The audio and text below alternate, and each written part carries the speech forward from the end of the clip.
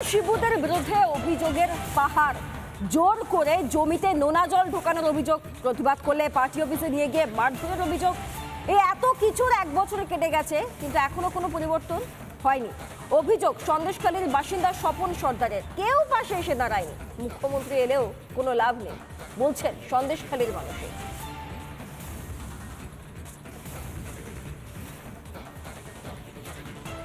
স্বপন সর্দার এই সন্দেশখালীর বাসিন্দা, স্থায়ী বাসিন্দা, সবাই চেনে কানু বলে। আমি ওনার বাড়িটা দেখানোর চেষ্টা করব। এই বাড়ি এরকম ভেঙে রয়েছে, প্রতি বছর তৈরি করেন, প্রতি বছর ভেঙে যায়। সামনের রাস্তা আমরা দেখতে পাচ্ছি, প্রধানমন্ত্রী সড়ক যোজনায় রাস্তা তৈরি হয়েছে, কিন্তু সেটাও ভেঙে যাচ্ছে। সেই জমির খাল ছিল এটা, এই খালে ঘেরে যখন জল তোলে তখন কি হতে পারে, আস্তে আস্তে নিজের ভেরিতে মাছ চাষের জন্য এভাবে অবৈধভাবে জল ঢুকিয়ে আপনাদের বাড়ি ভাঙছে, রাস্তা ভাঙছে, সম্পত্তি নষ্ট হচ্ছে। হ্যাঁ হচ্ছে তো। প্রতিবাদ করেননি?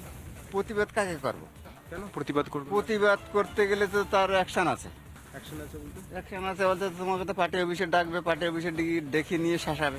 কি শাসাবে? কি বলবে? শাসাবে বলে, এই শালারা তোরা বৈধ কথাবার্তা বলছিস, তোদের ব্যবস্থা করে দেবো। কি ব্যবস্থা করবে? ব্যবস্থা করবে তো বাড়ির মধ্যে ঢুকিয়ে মারধর, পার্টির লোকজন অফিসের মধ্যে ঢুকিয়ে। কোন party? TMC party. TMC party মারতো? মারতো তো, ঘরের মধ্যে ঢুকিয়ে তো মারতো। সবাইকে তো নিত না একসঙ্গে, দু চারজনকে নিত, নিয়ে আর জিজ্ঞাসাবাদ করতো, জিজ্ঞাসাবাদ করার পরে মারধর শুরু হতো। এই সন্দেশখালীতে মুখ্যমন্ত্রী আজকে এসেছেন, তো কি বলবেন? মুখ্যমন্ত্রী এসে কিছু পরিবর্তন হয়েছে সন্দেশখালী? কি মুখ্যমন্ত্রী এসে কি পরিবর্তন করেন সেটা দেখি লাস্ট পর্যন্ত। মানে 1 বছরে কিছু পরিবর্তন হয়েছে? কিচ্ছুই হয়।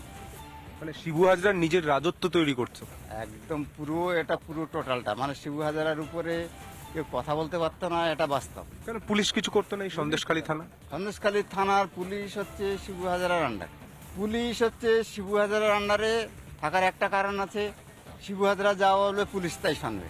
পুলিশকে শিবু হাজারার বিরুদ্ধে যদি আমরা থানায় কমপ্লেন করতে যাই, সে কমপ্লেন কোনো গ্রাহ্য হবে না। মারাত্মক অভিযোগ। সেই অভিযোগগুলো বারবার উঠে আসছে।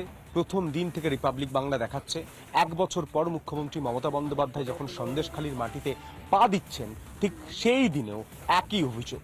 মানুষের অভিযোগ নেওয়া হয় না। এই ছবিগুলো এখন চর্মচক্ষে দেখা যাচ্ছে।